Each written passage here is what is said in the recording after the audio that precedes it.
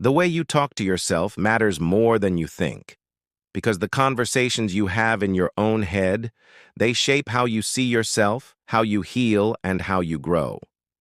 We all have those moments when we feel like we've failed, when nothing goes right, when we let people down, or when we can't live up to our own expectations. It hurts. And what makes it worse isn't always the failure itself. It's what we tell ourselves afterward. That cruel voice that says, "You're not good enough." That's your inner critic. It's not the truth.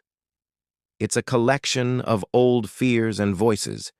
Maybe a parent who demanded perfection, a teacher who shamed mistakes, or a world that taught you your worth depends on success. That voice was built to protect you from rejection, but it ended up becoming your biggest bully. The first step to being kind to yourself is realizing you are not your inner critic. That voice is just a pattern, not your identity. When it speaks, pause and ask, whose voice is this really? Often it's someone else's pain that you accidentally carried. Self-compassion isn't about being soft or making excuses. It's about honesty with love. You can say, "Yes, I made a mistake," and still believe, "I'm worthy of patience and care." Think of how you speak to a friend who's hurting. Now speak to yourself that way.